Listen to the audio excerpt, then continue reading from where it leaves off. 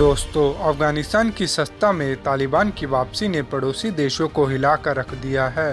तालिबान से सिर्फ भारत को ही नहीं, साथ साथ चीन, रूस, पाकिस्तान और ईरान पे भी खतरा मंडरा रहा है।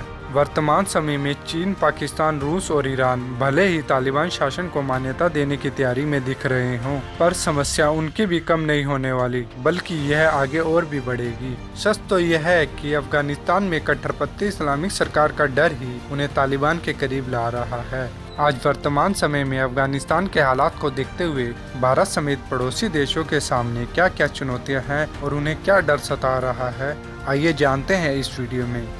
सबसे पहले भारत की बात करें तो पिछले कई वर्षों में अफगानिस्तान में अमेरिका सेनाओं की जीत के साथ ही भारत वहां सक्रिय हो गया था। वहीं पिछले 20 सालों में भारत ने 500 छोटी बड़ी योजनाओं पर पैसा लगाया है। भारत ने स्कूल, अस्पताल, बच्चों के हॉस्टल और संसद भवन तक बनवाए। लेकिन वर्तमान समय में तालिबान से भारत को दोहरा नुकसान है।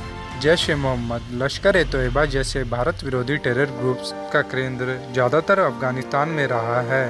दोस्तों, भारत में तालिबान के शासन में हुए कंधार हाईजैक का जिक्र तो हर बार होता है, तो वहीं दूसरा नुकसान अफगानिस्तान में चीन और पाकिस्तान जैसे भारत विरोधी देशों की सक्रियता भी है। ये दोनों ही देश अफगानिस्तान में भारत का प्रभाव कम करने और अपना प्रभाव बढ़ाने की कोशिश में जुट गए हैं, और इसका बड़ा उदाहरण चीन की ओर से तालिबान शासन को मान्यता देना इस दिशा में पहला बड़ा कदम है। वहीं भारत का प्लान देखा जाए तो भारत ने अभी तक अपने पूरे पत्ते नहीं खोले हैं, लेकिन भारत समय समय पर यूएन सिक्योरिटी काउंसिल की 2 बैठक की अध्यक्षता कर चुका है और अफगानिस्तान में भारतीय दूतावास को भी खाली करा लिया गया है। हालांकि भारत ने तालिबान से संपर्क साधने की कोशिश भी की और एक स्तर पर बातचीत भी हुई, लेकिन डील क्या हुई ये साफ नहीं हो पाई है। अगर स्पष्ट शब्दों में देखा जाए तो भारत के लिए भी वेट एंड वॉच की स्थिति का रास्ता ही बना हुआ है। वहीं पाकिस्तान को फायदा कम और नुकसान ज्यादा है। अगर देखा जाए तो तालिबान का पूरी दुनिया में कोई करीबी दोस्त है तो वह पाकिस्तान की खुफिया एजेंसी ISI है। इसका प्रमाण दोस्तों 1996 से 2001 में तालिबान शासन को संयुक्त अरब अमीरात और सऊदी अरब के अलावा पाकिस्तान ने ही मान्यता दी थी। आज वर्तमान समय में पाकिस्तान के इस्लामाबाद में 2 तरह की बातें हो रही है।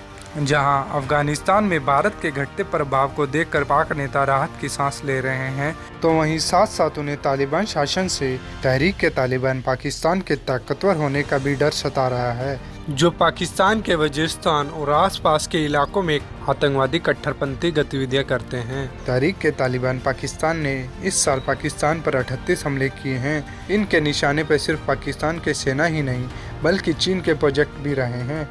हालिया रिपोर्टों में तहरीक-ए-तालिबान पाकिस्तान और अफगान तालिबान की नज़दीकियाँ बढ़ती हुई देखी जा सकती है, और यह नज़दीकी पाकिस्तान सरकार की बहुत बड़ी परेशानी है।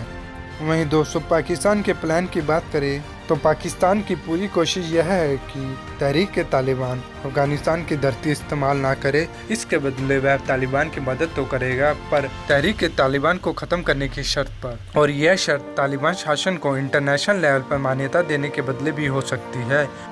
वहीं दोस्तों, चीन की बात करें तो आज वर्तमान समय में अमेरिका, UK, भारत जैसे देश जहां अफगानिस्तान में अपने लोगों को निकाल रहे हैं, वहीं चीन ने काबुल में अपना दूतावास खुला रखा है। चीनी विदेश मंत्रालय की प्रवक्ता हुआ चुनयांग ने तालिबान शासन के साथ मिलकर काम करने की इच्छा जताई है। यानी तालिबान शासन को सबसे पहले कूटनीतिक मान्यता चीन ने ही दी है। वहीं चीन कहता है कि ट्रांसफर ऑफ पावर शांति से ही होगी और अपराध और आतंक पर भी काबू पा लिया जाएगा। वहीं दूसरी ओर चीन के 2 डर हैं। पहला, शिनजियांग प्रांत में ईगर मुस्लिम टेरर ग्रुप्स का बढ़ता प्रभाव, और दूसरा पाकिस्तान में चल रहे इंफ्रास्ट्रक्चर प्रोजेक्ट की सुरक्षा। चीन को ईगर मुस्लिम टेरर ग्रुप्स की चिंता इसलिए भी है क्योंकि ईगर मुस्लिम टेरर ग्रुप्स का बेस ज्यादातर अफगानिस्तान में रहा है। वहीं रूस की बात करें तो एनालिस्ट कहते हैं कि अमेरिकी खुफिया एजेंसी CIA ने ही रूस को काबू करने के लिए अफगानिस्तान में मुस्लिम आतंकवाद को बढ़ावा दिया, जिससे तालिबान का जन्म हुआ। ऐसे में आज अमेरिका की हार से रूस के लिए विन विन सिचुएशन बनी हुई है।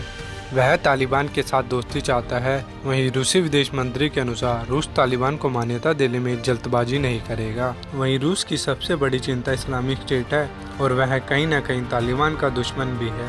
रूस का प्राइमरी फोकस अफगानिस्तान की उत्तरी सीमा पर सेंट्रल एशियाई स्टेट्स में आतंकवादी ग्रुप्स के आंदोलन को कमजोर करना है। और अगर हम रूस के प्लान की बात करें तो वह चीन की तरह रूस ने भी काबुल में अपना दूतावास खुला रखा है। रूस का प्लान चीन जैसा ही दिख रहा है। रूस को अपने इलाके में शांति चाहिए और यह तभी हो सकता है जब पड़ोसी देशों में विरोधी ग्रुप्स को आपस में सपोर्ट ना मिले। इसीलिए रूस की ये कोशिश रहेगी कि इस्लामिक स्टेट और तालिबान की दुश्मनी का ज़्यादा से ज़्यादा फायदा उठाया जाए। और दूसरी ओर ईरान की सबसे बड़ी चिंता शरणार्थियों की घुसपैठ है। वर्तमान समय में अफगानिस्तान में बदलते हालात को देखकर ईरान की नीति में कोई अलग बदलाव नहीं है। वह रूस, पाकिस्तान, चीन के साथ तालिबान को मान्यता देने के साथ खड़ा दिखाई दे रहा है। ईरान और अमेरिका की आपस की लड़ाई को देखते हुए ईरान को तालिबान शासन के साथ खड़ा होना उसकी मजबूरी है। वहीं ईरान को डर है ईरान में शरणार्थियों की घुसपैठ और नशीली दवाओं का कारोबार में तेजी आएगी। वहीं तालिबान के शासन में आते ही मुस्लिम शिया आबादी में डर बैठ गया है और वह बहुत बड़ी आबादी में ईरान में शरण लेने की कोशिश करेगी। और इसी वजह से ईरान ने अफगानिस्तान सीमा पर सैनिकों की संख्या बढ़ा दी है। और आज ईरान के प्लान की बात करें तो दोस्तों, ईरान इंटरनेशनल लेवल पर तालिबान के साथ खड़ा दिखाई दे रहा है और लग रहा है इस बार वह तालिबान को मान्यता देने में देरी नहीं करेगा। और इसके बदले वह शिया मुस्लिम शरणार्थियों का संकट और साथ साथ नशीली दवाओं की स्मगलिंग को रोकने के लिए भी तालिबान शासन से डील कर सकता है। दोस्तों, अगर जानकारी अच्छी लगी हो तो वीडियो को लाइक, शेयर, कमेंट करें और चैनल को सब्सक्राइब जरूर करें।